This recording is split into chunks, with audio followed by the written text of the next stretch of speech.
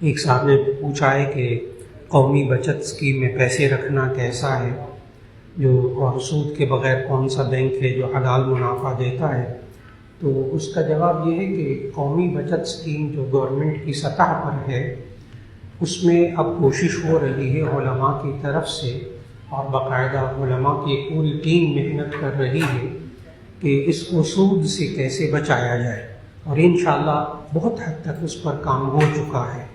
چنانچہ ابھی فی الحال قومی بچت اسکیم میں جو پیسہ رکھا جاتا ہے اس پہ منافع فکس ہے، پہلے سے بتا دیتے ہیں کہ آپ اتنا پیسہ رکھیں گے اتنے عرصے کے بعد آپ کو اتنا ملے گا، لہذا فی الحال 100% قومی بچت اسکیم کے اندر رکھا ہوا پیسہ وہ کھلا سود ہے ابھی تک، لیکن میں نے بتایا بہت جلد انشاءاللہ اس بارے میں خیر کی خبر ملے گی۔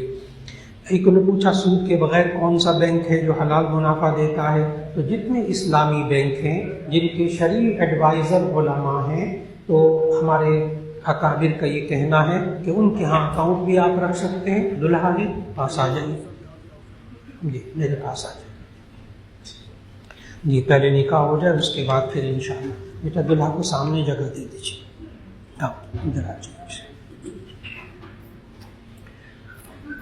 جی آپ کا نام ہے تیمور الرحمان قریشی، ماشاءاللہ، اور دلہن کے وکیل ہیں جناب محمد حارث جہانگیر صاحب۔ جی آگے یہ گواہ آ گئے ٹھیک ہے جی، وقار حافظ وقار صاحب اور محمد حارث جہانگیر صاحب کا آنا بہت ضروری ہے، وہ دلہن کے وکیل ہیں۔ چلیے جب آ جائیں مجھے بتا دیں۔ جی السلام علیکم، اسی سے ریلیٹڈ سود سے ریلیٹڈ ہے جی کہ غامدی صاحب چاہیے یہاں نام لینا منع ہے، آپ نہ سمجھائیں، آپ نہ سمجھائیں، میں سمجھوں، نام نہ لیں کسی کا، سوری جی کھل کر ویسے بات کیجیے۔ جی وہ کہتے ہیں کہ یہ جو سود ہے یہ ٹھیک ہے، جس سود کو منع کیا گیا تھا وہ شاید بالکل جبر سے لیتے تھے، بوجھ لیتے تھے، مجھے وہ چیز بھول گئی، وہ ذرا آپ یوں کہہ لیجیے کہ بعض لوگ یہ کہتے ہیں کہ یہ جو سود آج کل بینک وغیرہ دیتے ہیں یا ہم تجارت میں جو سودی معاملات کرتے ہیں رضامندی کے ساتھ، خوشی کے ساتھ، وہ بالکل درست ہے، اور جو جبر کر کے کئی گنا لیا جاتا تھا وہ حرام ہے۔ تو اس کا جواب یہ ہے کہ اللہ تعالیٰ نے قرآن مجید میں فرمایا سورۃ البقرہ میں یمحق اللہ الربا ویربی الصدقات، احل اللہ البیع وحرم الربا، اللہ نے بیع کو، ٹرانزیکشن کو، خرید و فروخت کو حلال قرار دیا ہے، ربا کو حرام قرار دیا ہے، حرم الربا، لہذا جس قسم کا سود ہو، الف لام داخل ہو گیا تو اب اس میں جس قسم کا سود ہو سارا قرآن حکیم کے اس لفظ میں شامل ہے۔ تو حق بات یہ ہے کہ سود سود ہے، اور سود کہتے ہیں کل قرض جر نفعا فهو حرام، ہر وہ قرض جو جس کے پیچھے نفع آ رہا ہو وہ حرام ہے، آسان سی بات ہے بس، اور ہر قسم کا سود حرام ہے۔ اس میں اہل اسلام کا چاروں ائمہ کا اجماع ہے، یعنی اختلافی بات نہیں ہے۔ ایک صاحب نے کہا میری بیٹی کی شادی یو کے میں ہے، جب وہ حارث جہانگیر صاحب آ جائیں مجھے فوراً بتا دیجیے، میں درمیان میں سوال و جواب کو روک لوں گا، کیونکہ جو حارث جہانگیر صاحب ہیں وہ دلہن کے وکیل ہیں، دلہن کی جگہ ان کی نیابت کر رہے ہوں گے، اور دلہا اور دلہن یا ان کے وکیلوں کا ایک مجلس میں سامنے ہونا شرط ہے، اس کے بغیر نکاح نہیں ہو سکتا، اتنا زور دے کر، اس لیے میں انتظار کروں گا۔ تو آپ نے سوال کیا میری بیٹی کی شادی یو کے میں ہمارے رشتہ داروں میں ہو رہی، بیٹی حافظہ عالمہ ہے، وہ یو کے میں دین کا کام کرنا چاہتی ہے، تو کیا کرے؟ بہت آسان بات ہے، نہ مدرسہ کھولنے کی ضرورت ہے، نہ کہیں ہال نہ جانے کی ضرورت ہے، آخر کسی گھر میں تو رہنا ہوگا نا، کہیں گھر میں تو رہے گی، اسی گھر کے اندر وہ قرآن مجید کا ترجمہ پڑھانا شروع کر دے، احادیث سنانی شروع کر دے، اللہ کی حلال چیزوں کو، حرام چیزوں کو بیان کرنا شروع کر دے، دین کا کام شروع ہو گیا، بس اور کیا کریں؟ 5 منٹ 10 منٹ آدھا گھنٹہ 1 گھنٹہ 2 گھنٹے قرآن مجید اللہ اور اس کے رسول صلی اللہ علیہ وسلم کے احکام کو بیان کرنا شروع کر دے، دین کا کام شروع ہو گیا بس. اس کے لیے کوئی عمارت کی بھی ضرورت نہیں، جگہ کی بھی ضرورت نہیں. جی اسی سلسلے میں یہ جو آپ نے فرمایا کہ خود گھر میں کر لے، اتنا کامن ہے کہ کوئی تھوڑا سا بھی پڑھتا ہے خواتین خاص طور پہ تو وہ ایک مجلس ماحول پیدا کر دیتی ہے. اس میں پھر کئی چیزیں ہمیں تو نہیں پتہ. جی میں سوال سمجھ گیا. محترم کا سوال یہ ہے کہ حارث جہانگیر صاحب آگے. اچھا جی میں آپ کے سوال کا جواب نکاح کے بعد دیتا ہوں انشاءاللہ. جناب حارث جہانگیر محمد جہانگیر شیخ صاحب، آپ دلہن کے وکیل ہیں. آپ کی طرف سے اجازت ہے کہ میں ربیہ جہانگیر بنت محمد جہانگیر شیخ کا نکاح تیمور الرحمن قریشی والمقبول الرحمن قریشی سے پڑھا دوں؟ اجازت ہے؟ جی جزاک اللہ. الحمد للہ نحمده ونستعینه ونستغفره ونؤمن به ونتوکل علیہ ونعوذ باللہ من شرور انفسنا ومن سیئات اعمالنا من يهده الله فلا مضل له ومن يضلله فلا هادي له ونشهد ان لا اله الا الله وحده لا شريك له ونشهد ان سيدنا ومولانا محمدا عبده ورسوله صلى الله عليه وسلم. اما بعد فاعوذ بالله من الشيطان الرجيم. بسم الله الرحمن الرحيم. يا أيها الناس اتقوا ربكم الذي خلقكم من نفس واحدة وخلق منها زوجها وبث منهما رجالا كثيرا ونساء واتقوا الله الذي تساءلون به والأرحام إن الله كان عليكم رقيبا. يا أيها الذين آمنوا اتقوا الله حق تقاته ولا تموتن إلا وأنتم مسلمون. يا أيها الذين آمنوا اتقوا الله وقولوا قولا سديدا يصلح لكم أعمالكم ويغفر لكم ذنوبكم ومن يطع الله ورسوله فقد فاز فوزا عظيما. وقال النبي صلى الله عليه وسلم النكاح من سنتي. وقال عليه الصلاة والسلام من رغب عن سنتي فليس مني. صدق الله وصدق رسوله النبي الكريم. جناب تیمور الرحمن قریشی صاحب، میں بحیثیت نکاح کے آپ سے مخاطب ہوں. جناب تیمور الرحمن قریشی والمقصود الرحمن قریشی صاحب، میں نے بحیثیت نکاح کی ربیہ جہانگیر بنت محمد جہانگیر شیخ، جن کا حق مہر مبلغ 1,00,000 روپیہ صرف ہے، میں نے آپ کے نکاح میں دی. آپ نے اپنے لیے قبول کیا. جی مائک میں کہیے میں نے اپنے لیے قبول کیا.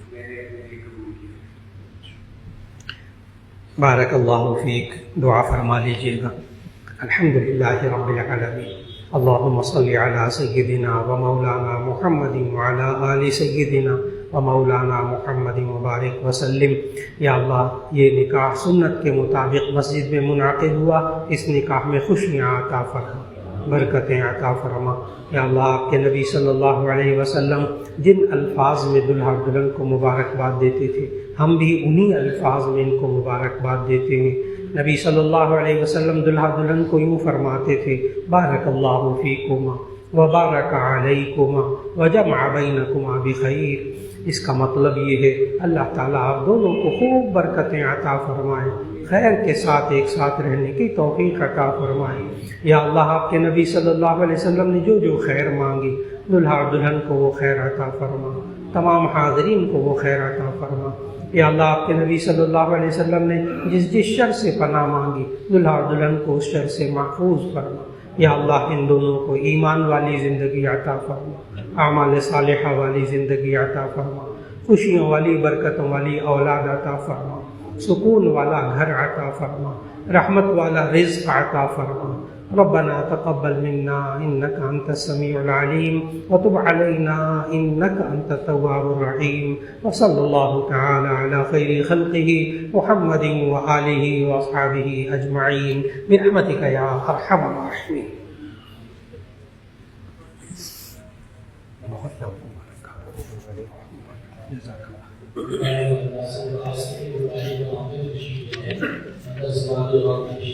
جی بسم اللہ الرحمن الرحیم.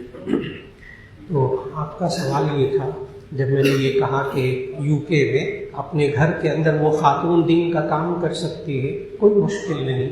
تو محترم نے یہ سوال کیا ہے کہ آج کل کچھ خواتین ترجمہ وغیرہ پڑھ لیتی ہیں، کچھ دینی مسائل سیکھ لیتی ہیں، پھر وہ خود ہی درس شروع کر دیتی ہیں، وہ عالمہ بھی نہیں ہوتی. تو ایسی صورت میں پھر مسائل بڑے پیچیدہ ہو جاتے ہیں. تو اس کا جواب یہ ہے کہ درس قرآن حکیم دینا، مسائل بیان کرنا، یہ تو ایک عالم کا یا عالمہ کا کام ہوتا ہے. لیکن نماز سیکھنا، وضو کا طریقہ سیکھنا، پاکی ناپاکی کے احکام سیکھنا، غسل کا طریقہ، نمازیں کتنی فرض ہیں، کس طرح نماز پڑھنی چاہیے، یہ سیکھ کر تو آگے بتا سکتے ہیں. اس میں تو کوئی فتنہ نہیں ہوگا. فتنہ وہاں ہوتا ہے جہاں لوگ اختلافی مسئلے بیان کرنا شروع کر دیتے ہیں، اپنے پاس سے مسئلے گھڑ کے بیان کرنا شروع کر دیتے ہیں، وہاں سے فتنہ ہوتا ہے.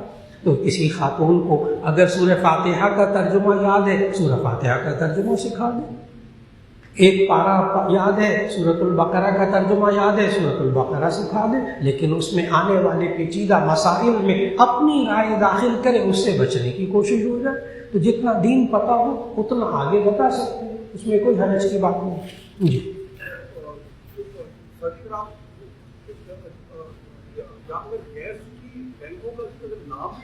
جی نام غیر سودی بینکوں کے نام جو ہے نا، میزان بینک، ٹھیک، اسلامی بینک، البرکہ بینک، الفلاح بینک، الفیصل بینک، ٹھیک. جی آپ نے سود کے بارے میں فرمایا کہ بعض کا غیر ملک میں سود کے لیے انشورنس کروانی پڑتی ہے.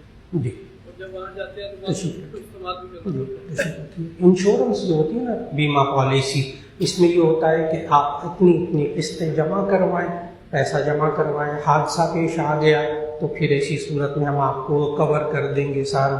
ٹھیک، دیا آپ نے 1000 2000 20,000، خرچہ ہو گیا 50,000 کا، انہوں نے وہ سارا خرچہ کیا تو سود ہو گیا.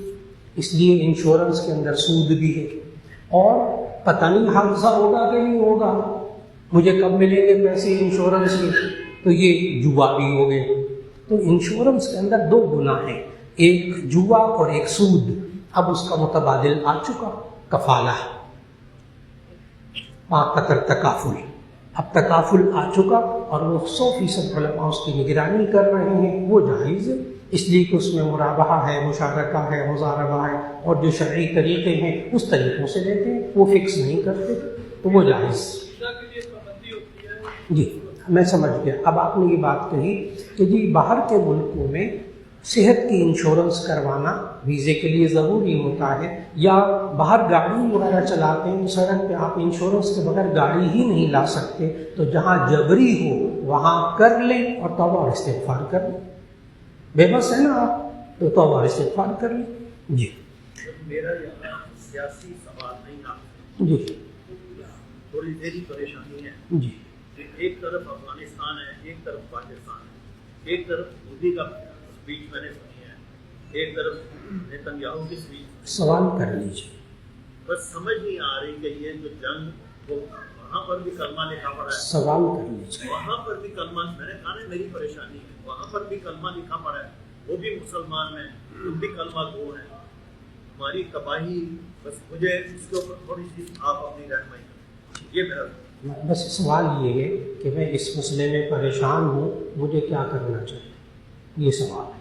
ٹھیک، تو پریشانی کے عالم میں اللہ نے قرآن مجید میں فرمایا قُلْ يَا عِبَادِيَ الَّذِينَ أَسْرَفُوا عَلَىٰ أَنفُسِهِمْ لَا تَقْنَطُوا مِن رَحْمَتِ اللَّهِ.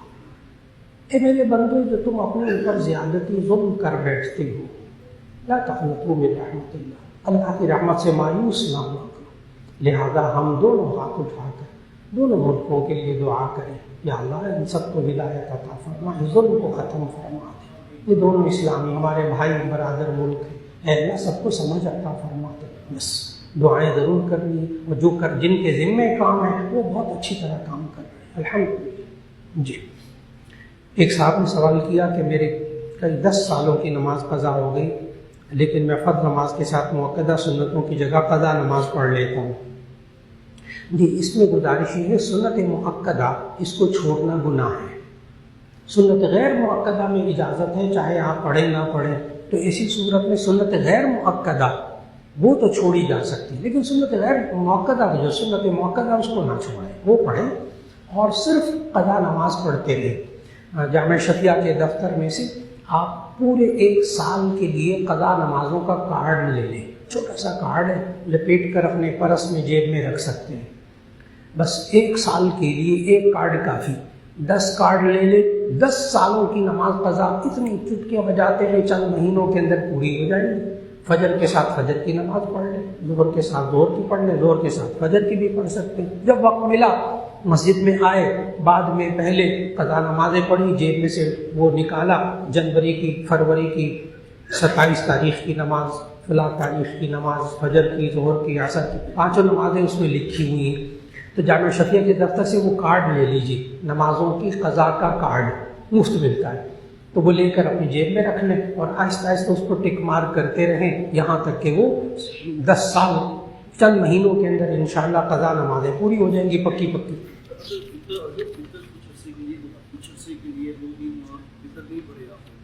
وطر جی طے کر لیجیے، 3 مہینے وطر نہیں پڑے، چند مہینے وطر نہیں پڑے، تو ایسی صورت میں آپ مہینے متعین کر لیجیے، اتنی مرتبہ آپ یہ قضا جو ہے نا وہ وطر کر لیجیے۔ ایک صاحب نے کہا بہت سارے ہسپتال، ادارے، اسکول نام لکھے ہیں، زکوٰۃ مانگتے ہیں، معلوم نہیں وہاں کوئی مفتی ہے یا نہیں ہے، کیا ایسی جگہوں پہ زکوٰۃ ہو سکتی ہے؟ تو جواب یہ ہے کہ انہوں نے جتنے بھی الحمدللہ نام لکھے ہیں سب کے سب مفتی حضرات وہاں شرعی ایڈوائزر انہوں نے مقرر کیے ہوئے ہیں، تو آپ یہ بس اتنا مقرر پوچھ لیجیے، شرعی ایڈوائزر کوئی آپ نے مقرر کیا ہوا ہے اس سے آپ ملاقات کر لیجیے، ورنہ جامعہ شفیہ کے دارالفتہ سے آ کر پوچھ لیں، یہ لوگ بتا دیں گے کہ کیا وہ وہاں شرعی ایڈوائزر ہیں کہ نہیں ہیں۔ جی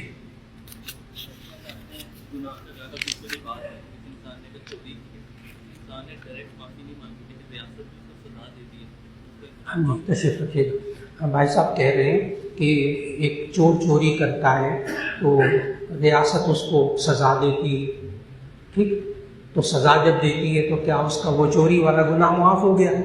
یہ ان کا سوال ہے، یعنی جو سزا مل جائے عدالت سے تو کیا اس سے گناہ معاف ہو جاتا ہے؟ تو اس کا جواب یہ ہے کہ چور کو جب عدالت نے سزا دی تو کیا مدعی نے دعویٰ دائر کیا ہوگا تو سزا دی ہے نا، جج صاحب اس کے گھر تو نہیں آئے تھے نا، تو جب عدالت نے اس کو سزا دی تو ایسی صورت میں یہ مطمئن ہوا نا اس سزا پر، تو ایسی صورت میں اس کو سزا مل گئی دنیا میں، اب یہ بندہ پھر اللہ سے بھی توبہ اور استغفار کرے، اے اللہ تو نے چوری سے منع کیا تھا، میں نے چوری کی، اے اللہ تو اب مجھے معاف فرما دے، کیونکہ اللہ کے حکم کی بھی تو خلاف ورزی ہوئی ہے۔ جی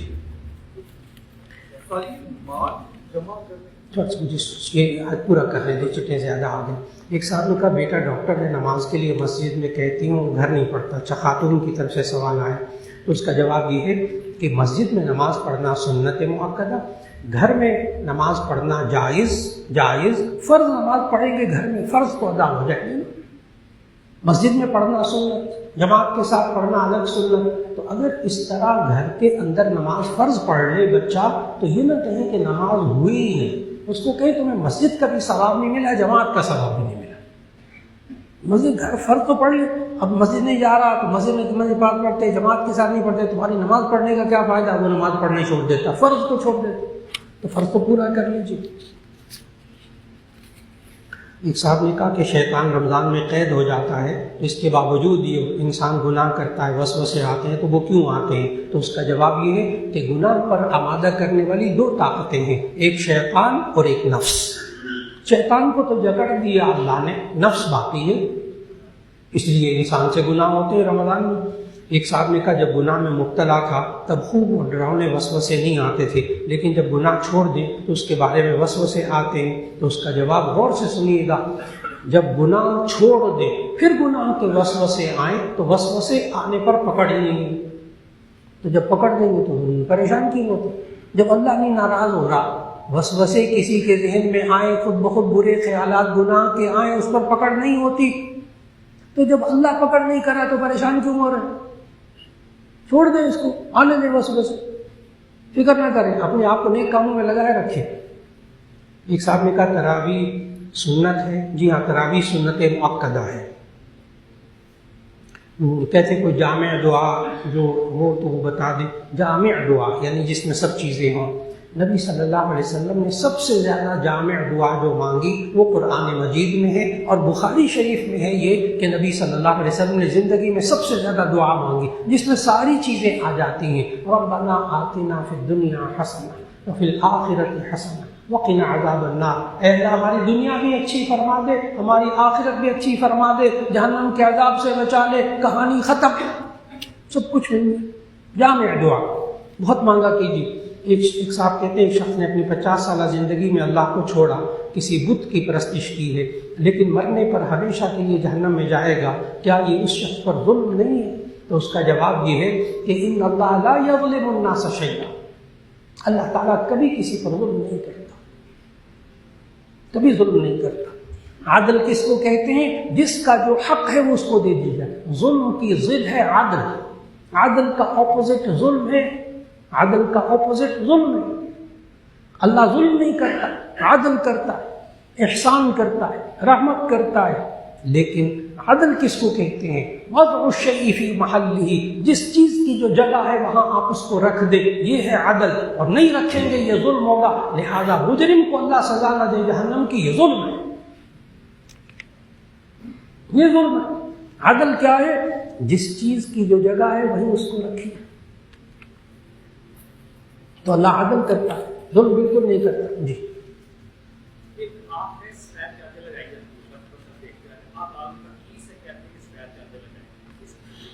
جی نبی صلی اللہ علیہ وسلم نے، میں نے پوچھا ہے کہ یہ اعتکاف جب کرتے ہیں تو سفید چادروں کی کیوں پابندی لگاتے ہیں؟ 2 وجہ سے۔ ایک یہ کہ ہمارے جامع شفیع میں بھی انشاءاللہ اعتکاف ہوتا ہے تو سفید چادریں لگوائی جاتی ہیں، کیونکہ نبی صلی اللہ علیہ وسلم کو سفید رنگ کا لباس پسند تھا۔ نمبر 2، اگر اجازت دے دی جائے تو پوری مسجد میں رنگ برنگی چادریں نظر آتی ہیں جس سے ماحول عجیب سا ہو جاتا ہے، اور اللہ نے قرآن میں کہا خذوا زینتکم عند کل مسجد، ہر مسجد میں تم زیب و زینت اختیار کیا۔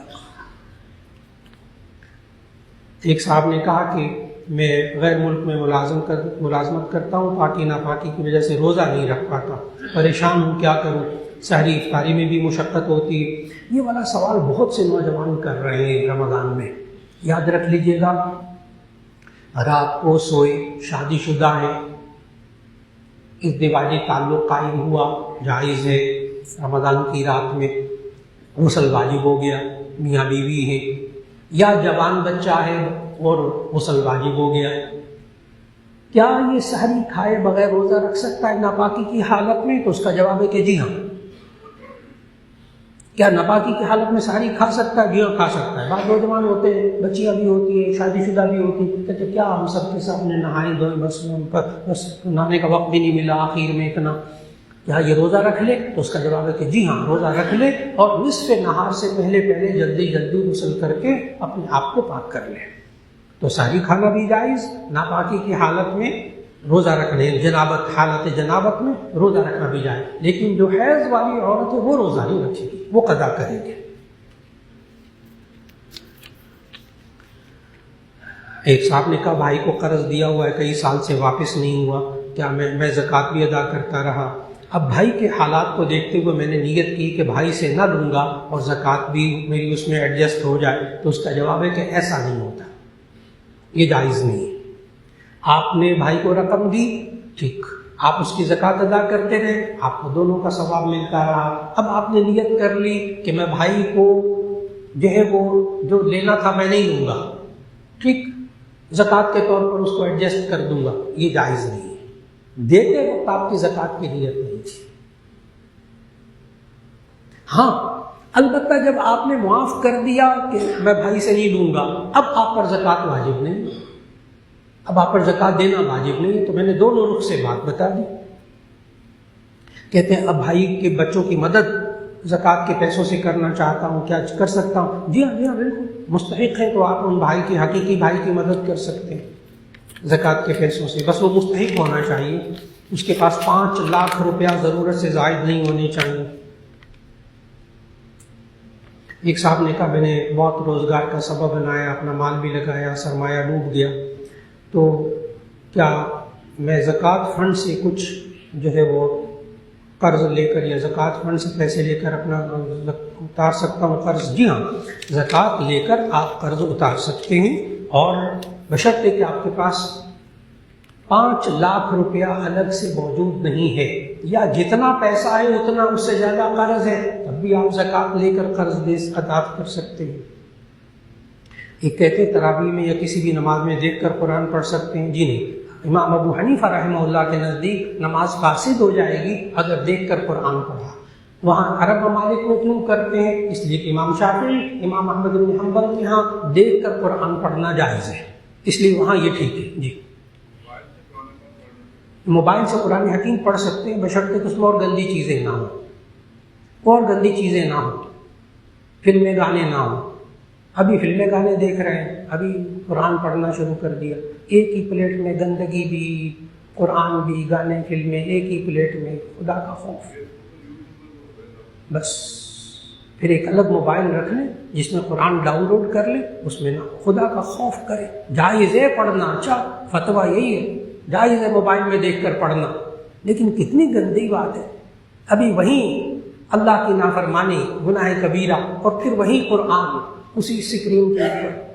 نہ، بچنے کی کوشش کریں، ذوق بنائیں. جی جو 2 سلام کے ساتھ پڑھ رہے ہیں تو وہ حنفی، شافعی، حنبلی طرز پر پڑھ رہے ہیں. 2 رکعتوں کے بعد سلام پھیر کر حرم میں پھر تیسری رکعت الگ پڑھتے ہیں. ٹھیک ہے، آپ ان کے ساتھ پڑھ لیں، وطر دوبارہ اپنے الگ پڑھ لیں. حنفی صرف جو مرضی وہ کرتے رہیں، آپ نے ہاتھ اٹھائیں، ٹھیک، لیکن وطر اپنے الگ پڑھ لیں. فجر کی نماز کے بعد سجدہ تلاوت کر سکتے ہیں، نفل نہیں پڑھ سکتے. عصر کی نماز کے بعد سورج غروب ہونے سے پہلے سجدہ تلاوت کر سکتے ہیں، نفل نہیں پڑھ سکتے. موبائل پہ قرآن پاک لازمی ہے. جی موبائل پہ قرآن پاک پڑھتے ہوئے جی جب انگلی پھیریں گے تو الفاظ پر انگلی لگے گی. جی بچہ حافظ قرآن ہے تو اس کے پیچھے قرآن پاک سننے کے لیے ہم دیکھ سکتے ہیں قرآن پاک؟ نہیں، بالکل نہیں. بچہ حافظ قرآن سنا رہا ہو، آپ پیچھے کھڑے ہو کر غلطی نکل آئے گی اس کی ہم سن لیں؟ نہیں، آپ دیکھ کر پڑھیں گے، آپ کی نماز نہیں ہوئی. آپ حافظ کو غلطی بتائیں گے، ساروں کی نماز ختم ہوگی. آج کل ہمارے کولیگ ہیں، ان کے بچے بس میں نے بتا دیا، آگے مثال نہ دیں. جی جی پاکستان اسٹاک ایکسچینج میں جو کچھ آپ شیئر وغیرہ کا کاروبار ہوتا ہے وہ جائز ہے.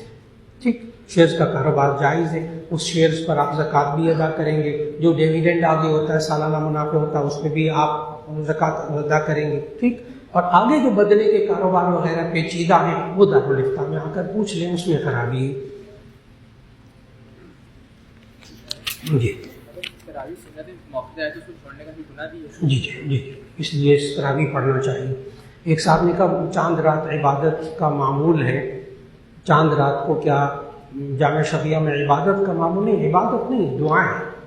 آخری دن ہوتا ہے نا اعتکاف والا، تو اعتکاف والوں کو روانہ کرتے ہوئے دعائیں ہوتی ہیں. دعاؤں کی قبولیت کا وقت ہے، عبادت نہیں کوئی ہوتی جامع شفیہ میں خاص.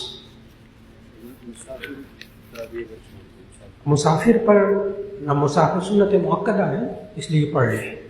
ویسے مسافر روزہ بھی نہ رکھے تو جائز ہے، بعد میں قضا کرے گا.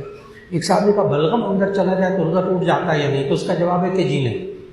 منہ کے اندر بلغم ہے، ناک میں سے گلے میں آیا، اندر چلا گیا، تھوک جمع ہو گئی، اندر نکل لی، اندر ہی اندر ہے نا، باہر سے تو کوئی چیز نہیں ڈالی تو اس سے روزہ نہیں ٹوٹتا. کہتا مرد پر کون کون سے زیور حرام ہیں؟ تو اس کا جواب یہ ہے سونا ہر صورت میں حرام ہے مرد کے لیے، اور چاندی 4 مسقال کے برابر، 4 رتی، 4 ماشے 4 ماشے 4.5 ماشے کی چاندی کی انگوٹھی پہننا جائز ہے. کڑا زنجیر وغیرہ پہننا مرد کے لیے جائز نہیں ہے، چاندی کی بھی، اور لوہے کی انگوٹھی وغیرہ یہ مرد کے لیے بھی جائز نہیں، عورت کے لیے بھی جائز، صرف انگوٹھی۔ آرٹیفیشل زیور عورتوں کے لیے جائز ہے، مردوں کے لیے وہ بھی جائز نہیں۔ تو گویا کہ مردوں کے لیے صرف چاندی کی انگوٹھی 4.5 ماشے کے برابر۔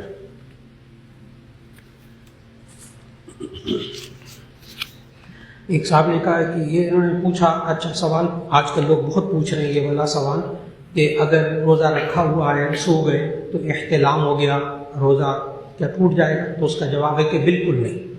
اگر سوتے ہوئے احتلام ہو گیا، اس سے روزہ نہیں ٹوٹتا، آپ نہا لیجئے، لیکن اگر جاگتے ہوئے اپنے ہاتھ وغیرہ استعمال کر کے غسل واجب کیا تو روزہ ٹوٹ جائے گا، اس صورت میں بچنے کی کوشش ہو۔ اور انہوں نے کہا کہ روزے میں ناک میں پانی ڈالنے سے روزہ ٹوٹنے کا خدشہ ہوتا ہے، جی نہیں، اور غرارے کرنے سے، تو اس کا جواب یہ ہے غسل کے 3 فرض ہیں، ایک دفعہ کلی کرنا، ایک دفعہ ناک میں پانی ڈالنا، ایک دفعہ پورے بدن پر پانی بہانا۔ غرغرہ کرنا، وہ منہ میں ڈال کے غور کرنا، یہ روزے میں بالکل نہیں کرنا چاہیے، ورنہ روزہ لازماً ٹوٹے گا، کیونکہ آپ روک نہیں سکتے اندر جانے سے پانی۔ ناک کے اندر پانی، یہ اتنا نرم حصہ ناک کا، بس اس کے اندر پانی پہنچانا ہے، یوں رکھ کے سونگھنا، اوپر چڑھانا، اس سے روزہ ٹوٹ جائے گا، یہ کوئی فرض نہیں ہے۔ ناک کے اتنے حصے میں پانی ڈال لیں، بس نکال دیں، اندر بالکل ایک قطرہ نہیں جاتا۔ جی نہیں، دیکھیے لفظ ٹھیک لیجیے، کاروبار میں اللہ کو پارٹنر بنایا، اللہ تو کاروبار کا مالک ہے سارا، پارٹنر کام بنا لیا۔ جی بس یہ کہتے ہیں میں نے یہ سوچا اللہ کے لیے 20% حصہ دوں گا، اب سوال کریں۔ جی آپ نے نیت پہلے کرنی ہے، میں اللہ کے لیے دے رہا ہوں، کیا وقف کر رہا ہوں یا کسی مستحق کو، انسان کو دوں گا۔ اگر آپ نے کہا میں وقف کروں گا، 20% میں وقف کیا کروں گا، تو وقف کا مال مسجد میں دے سکتے ہیں، صدقہ، زکوٰۃ، صدقہ فطر بالکل مسجد میں دینا جائز ہے، عطیہ دے سکتے ہیں، عطیہ کہ میں اللہ کی راہ میں دوں گا، بس اتنا کہا، صدقہ نہیں کہا، زکوٰۃ نہیں کہا، اللہ کی راہ میں دوں گا، وہ اللہ کی راہ کا پیسہ مسجد میں دے دے تو جائز ہوگا۔ ایک صاحب نے کہا کہ ایک مسجد کے امام صاحب ہیں، لوگ ان کی بہت عزت کرتے ہیں، بہت بڑا عالم سمجھتے ہیں، لیکن ان سے گناہ کبیرہ ہو جاتا ہے، تو ایسی صورت میں ہمیں کیا کرنا چاہیے؟ تو اس کا جواب یہ ہے کہ اگر ایک آدھ دفعہ امام، خطیب سارے انسان ہیں، صرف انبیاء گناہوں سے معصوم ہیں، اگر امام، خطیب سے، کسی عالم سے، کسی آپ کے شیخ سے گناہ کبیرہ ہو جائے تو آپ دیکھیں کیا وہ بار بار ارتکاب تو نہیں کر رہا، پھر اس کا مطلب اس نے توبہ و استغفار کر لی، وہ امام بھی ٹھیک، وہ عالم بھی ٹھیک، وہ خطیب بھی ٹھیک، آپ اس کے پیچھے نمازیں پڑھتے ہیں۔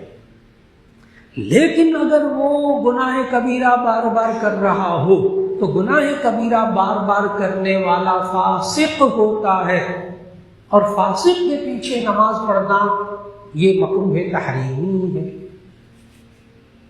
اب گناہ کبیرہ کیا کیا، اس کے لیے جامعہ شفیہ میں پوری فہرست چھپی ہوئی ہے 100 گناہوں کی، وہ دیکھ لیجیے بس۔ تو گناہ کبیرہ کا مرتکب نہ ہو امام اور خطیب۔ جی وطر پڑھنے سے پہلے 2 سنت ادا کرتے ہیں نا، اگر نہ پڑھیں تو وطر ادا کرنے یا تراویح پڑھنے۔ ایک صاحب کہتے ہیں کہ وطر سے پہلے 2 سنتیں وہ مؤکدہ ہے، وہ مؤکدہ ہے، اگر کوئی نہ پڑھے تو وطر پڑھے، اس کے وطر ہو جائیں گے، اس کا جواب ہے کہ جی ہاں وطر ہو جائیں گے۔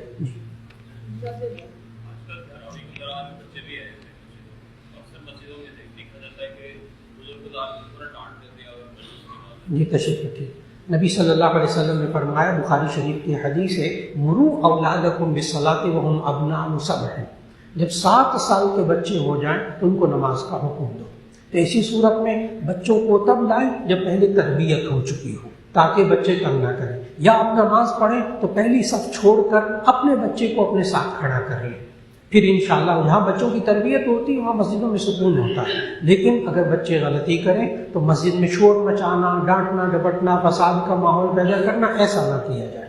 ان کے سرپرستوں کو سمجھایا جائے کہ وہ بچوں کو ساتھ کھڑا کر لیں، یا ایک بندہ مقرر کر دیں۔ ہم جامعہ میں بھی کرتے ہیں اور مدارس میں بھی کرتے ہیں کہ ایک پیچھے استاد مقرر کر لیتے ہیں، ٹھیک، وہ بھی نماز میں شریک ہوتا ہے، لیکن ذرا کوئی لڑکا گڑبڑ کرے تو اس کو سیدھا کر دیتے ہیں ایک دفعہ نماز، وہ پھر وہ اپنی دوبارہ پڑھ لیتا ہے۔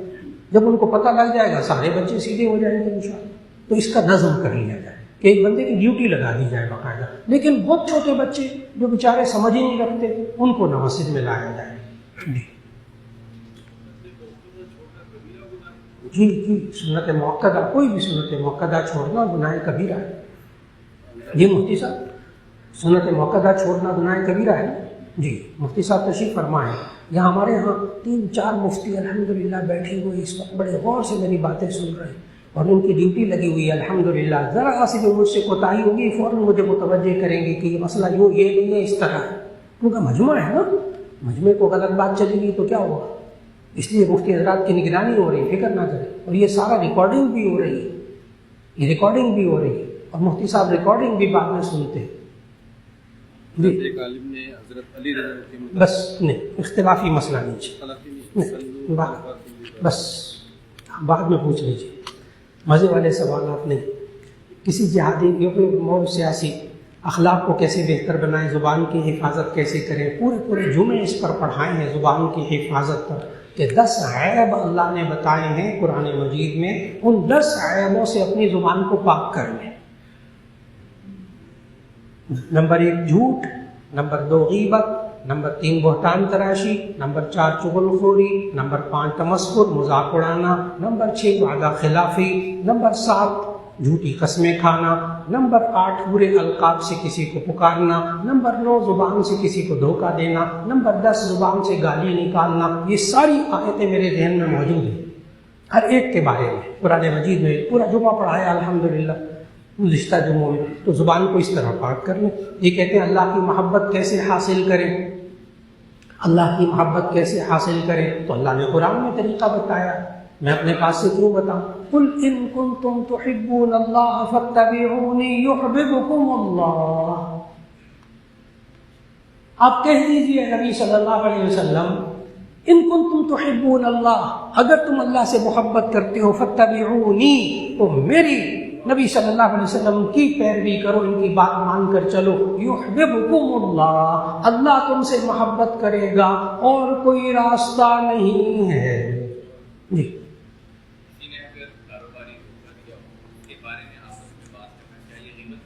جی اگر تو اصلاح مقصود ہو دوسرے کو نقصان سے. انہوں نے بھائی صاحب نے سوال کیا اگر کوئی کاروباری بندہ اس نے دھوکہ دیا ہے تو آپس میں اس کا ذکر کر سکتے ہیں. اگر اصلاح کے لیے کر سکتے ہیں تو جائز، دوسرے کو نقصان سے بچانے کے لیے کر سکتے ہیں تو جائز. محض ذکر کرتے ہیں دوسرے کا عیب بیان کرنے کے لیے تو غیبت کا پورا گناہ ہے. جی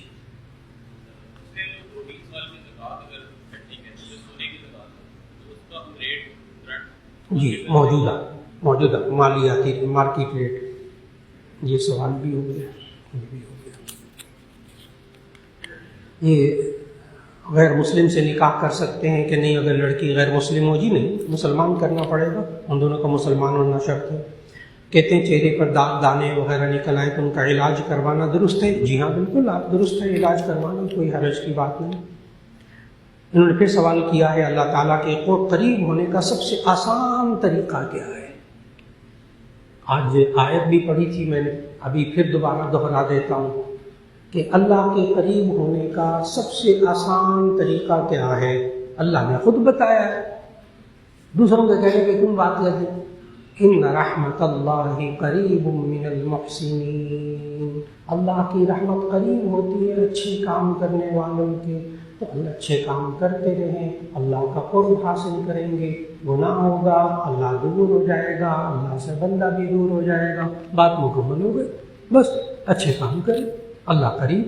یہ نشانی ہے، جو بندہ اچھے کام کرے وہ نشانی ہے اس بات کی کہ اللہ اس کے قریب ہے. اور جو بندہ گناہ کرے نا سمجھ جائے اللہ سے دور، یہ اللہ سے دور ہو گیا.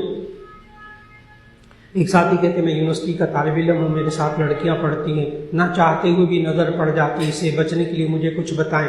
تو بہت آسان بات کہ اول تو کوشش کریں جہاں لڑکے زیادہ ہوں وہیں بیٹھیں اور لڑکوں میں زیادہ بیٹھیں، اور پھر اس کے ساتھ ساتھ لڑکی کی طرف جان بوجھ کر نہ دیکھیں. سامنے سے کوئی آ جائے نظر پڑ جائے تو اور استغفار کر لیں، دن میں 70 مرتبہ کر لیں. اتنی لڑکیوں کو تو نہیں دیکھا ہوا، 70 مرتبہ تو اور استغفار کرتے رہیں.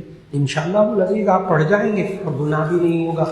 جی جی کیا جب وہ نظر پڑ جی گناہ کبھی ہو جائے تو استغفر اللہ الذی لا الہ الا هو الحی القیوم واتوب الیہ، استغفر اللہ کہتے ہیں، ٹھیک. اور پہلے سے بچنے کے لیے لا حول ولا قوت، گناہ سے پہلے سے بچنے کے لیے لا حول ولا قوت الا باللہ.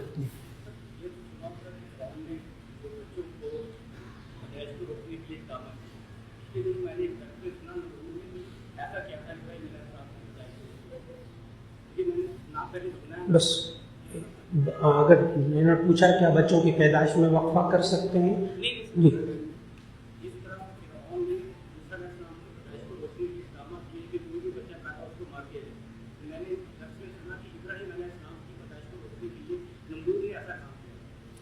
میرے علم میں نہیں ہے، کسی اور عالم سے پوچھ لیجیے، ایسی باتیں پوچھیے جس سے کسی انسان کا فائدہ ہو جائے، یہ میرے علم میں نہیں ہے. جی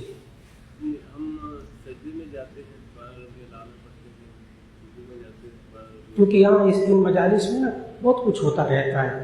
ایک صاحب نے سوال کیا موسیٰ علیہ السلام کی دادی کا نام کیا تھا، بس بعد میں پوچھ لیجیے، اس پر اصرار نہ کریں. چلو میں نے کہا مجھے معلوم نہیں، میں نے اپنی کوتاہی ذکر کر دی. جی حضرت ٹی وی میں کچھ علماء بہت کیمپین چلا رہے ہیں آج کل کہ بیٹھ کے بات تراویح سنت نفل نماز ہے جی تراویح جو ہے یہ نفل ہے، پڑھے تو اس کا اثر ہمارے نبی بھی آ رہا ہے. جی بس سوال پورا ہو گیا.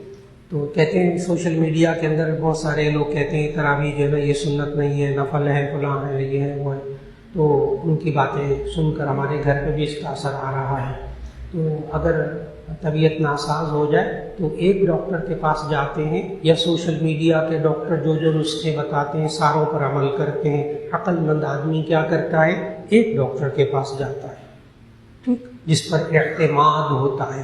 تو جس طرح ہم جسمانی بیماریوں کے لیے ایک ڈاکٹر پر اعتماد کرتے ہیں، اس طرح روحانی بیماری اور دینی مسائل کے لیے ایک روحانی ڈاکٹر، ایک عالم پر اعتماد کر کے چلیں، باقی کی طرف سے آنکھیں ناک بند کر کے چلیں، کان بھی، تو نجات پا جائیں گے، ورنہ گمراہی کے سوا کچھ نہیں. جی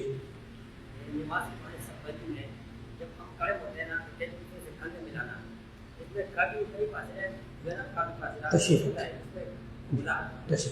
دو بندوں کے درمیان انہوں نے پوچھا ہے کندھے سے کندھا ملانا چاہیے، ٹخنے سے ٹخنا ملانا چاہیے، بیچ میں کچھ جگہ نہیں چھوڑنی چاہیے. تو اس کا جواب ہے بالکل ٹھیک، لیکن اتنا چھوڑنا جگہ کو کہ بندہ ایک بیچ میں کھڑا ہو سکے، اور یہ خلاف سنت ہے، یہ مقبول ہے. ٹھیک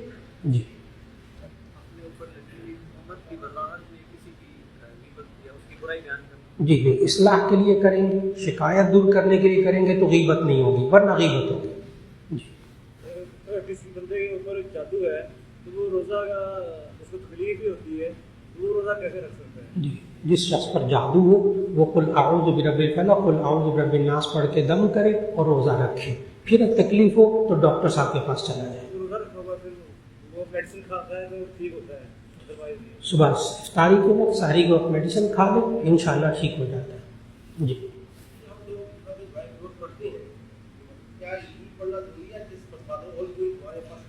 دعائے قنوت کے دو قسم کے الفاظ ہیں احادیث میں.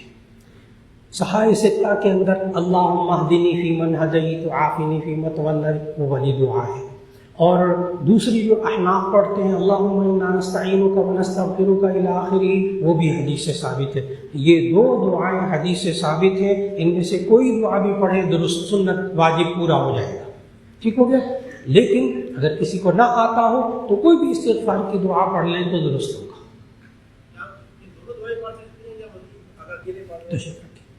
میں نے کہا دونوں دعائیں حدیث سے ثابت ہیں، چاہے ایک پڑھ لیں چاہے دونوں پڑھ لیں، ایک دوسرے کو غلط نہ کہیں.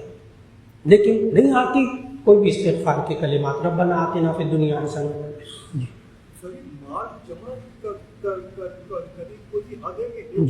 جی سوال مکمل ہو گیا. جب مال جمع کر سکتے ہیں جتنا مرضی جمع کریں، ٹھیک. مال جمع کرنے والوں کو سونے اور چاندی جو جمع کرتے ہیں گن گن کر رکھتے ہیں ان کو داغا جائے گا قیامت کے دن. یہ قرآن میں آتا ہے، لیکن قرآن پورا پڑھیں. والذین آئے پڑھتا ہوں والی والذین یکنزون الذهب والفضة ولا ينفقونها في سبيل الله فبشرهم بعذاب أليم يوم يحمى عليها جباههم وجنوبهم وظهورهم هذا ما كنزتم لأنفسكم فذوقوا ما كنتم تكنزون. وہ لوگ جو سونے اور چاندی کو جمع کرتے پیسہ پیسہ پیسہ جمع کرتے، قیامت کے دن ان کا وہ پیسہ ان کو ان کے چہروں، ان کی پشتوں، ان کی پیشانیوں میں گرم کر کے داغا جائے گا. پتہ کس کے لیے؟ قرآن میں اللہ نے کہا ہے والذین یکنزون الذهب والفضة ولا ينفقونها في سبيل الله. جو اللہ کے راہ میں خرچ نہ کرتے ہو ان کے لیے سزا ہے. جو زکوٰۃ بھی ادا کرتے ہو، ماں باپ کا حق بھی ادا کرتے ہو، قربانی بھی کرتے ہو، حج فرض ہو جائے وہ بھی کرتے ہو، جو مالی حقوق جتنے اللہ نے رکھے وہ سارے پورے کرتے ہو، جتنا مرضی پیسہ حلال طریقے سے کما کر جمع کیجئے، کوئی گناہ نہیں. بات مکمل ہو گئی، کوئی حد نہیں. جی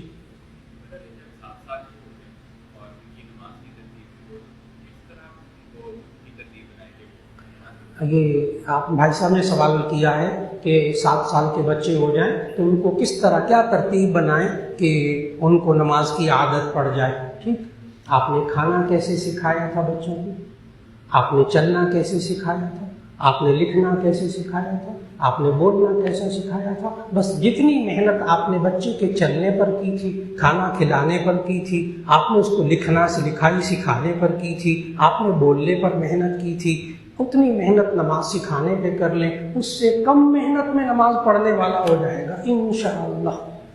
جی اب اجازت دے دیجیے، رمضان بھی ہے اور روزہ بھی بہت سے حضرات کا، تو مسافے سے بھی مجھے اجازت دے دیجیے، اس وقت تھکاوٹ کا ہے. جزاک اللہ. السلام علیکم ورحمۃ اللہ.